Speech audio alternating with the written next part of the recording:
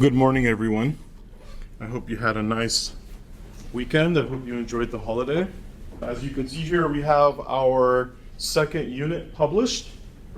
And what we're looking at is a portrait that a student illustrated in Illustrator a number of years ago. This was a student named Sayuri, and she was an international student from Japan, and she ended up completing the AA in graphic design. And she ended up moving to LA. She became a designer for a fashion design company or something like that. She already had a bachelor's in another area. I can't remember what it was, but she had a bachelor's in Japan, and she came here and leveraged her experience and the experience at De Anza and became a designer. This illustration is a self-portrait illustration I used to do in my digital illustration technique class. There's a couple of other examples that I'll share with you throughout the quarter. There are examples of what you can potentially illustrate with the software. I obviously don't expect that you know how to do that right now, but I just want to show you this is how far you can push the software and its capabilities and the potential in terms of illustrating something. Obviously, there's the potential to illustrate things that are really abstract, fun, cartoony. I wanted to show some examples that show a sense of realism, so you can see that if you really commit yourself and you learn the software, you can illustrate things that have more of a, I guess like an academic quality. That's what I would call it. It's more like an academic illustration, hyper-real illustration, something like that. So we're going to look at a number features today. We're going to piggyback on what we learned last time, which was to immerse ourselves within the user interface, learn the interface a little bit more, and then we're also going to start introducing or placing content within our file. So we're going to look at some images, learn how to manage images, and then place them in our document, learn how to do that correctly. And we'll talk about the pitfalls with opening up images the wrong way. So I want to make sure that all of you are aware that I'm trying to teach you the most efficient way possible, the smartest way possible, avoiding doing something that will possibly make your experience more difficult in the future. I like to cut to the chase.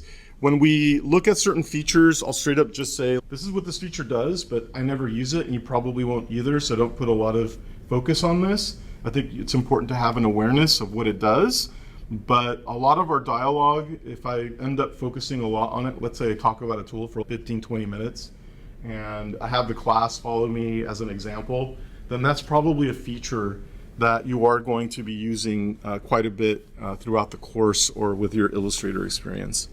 Let's jump into our agenda. As you can see here, our links are at the bottom. There's Unit 2. I'm going to click on Unit 2. That takes me directly to the unit. I've published our content for today this morning, about 10 minutes ago. And you'll notice that there's Unit 2. There's our front page. Unit 1, all of the information for it is still here. So if you wanted the front page or the home page for last week, you click there and it will take you to that. So all of the information that we have engaged with and all of the information you will engage with is still published in the Canvas shell. You can always go back, look at it. If there's something that maybe you wanted to revisit or look at again, this is the place to do that. Let's jump into our third agenda. Oh, and you'll notice that with this agenda, I've also published an eraser. Right, there's an eraser there. Now the eraser is going to haunt us a little bit later in this class because we are going to illustrate it. Here's a pencil. We're going to illustrate a pencil as well. You can download these onto your desktop, and we can use these as an example for learning how to place images in our files. I'm just going to click on this and see if I can download it. If I just downloaded it, put it in my downloads folder, and then from here, I'm going to drag and drop it and put it on my desktop. That way I can access it really easily. You might want to do the same. You don't have to use my images for today, but you will have to use some sort of image. I just figured I'd give you something to work with and become familiar with. This is our homework for today. I have a little inspiration exercise where I just want you to share with me what inspires you.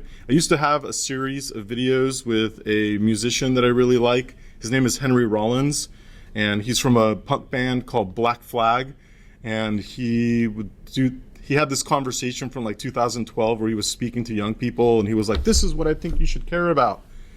And I thought it was pretty cool, but I started getting a lot of feedback that he was annoying.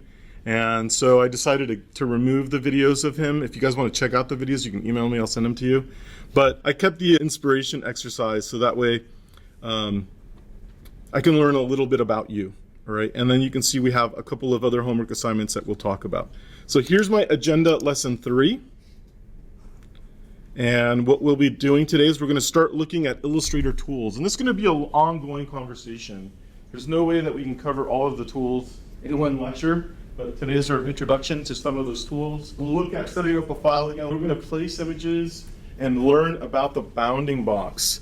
And then we'll also look at the menu logic in its entirety. I introduced some of the logic last time, but we will go over that in its entirety. And then we will also discuss the color swatch panel and how that panel functions. And that's pretty much it. We'll also go over the homework assignments, and that should cover pretty much our lecture.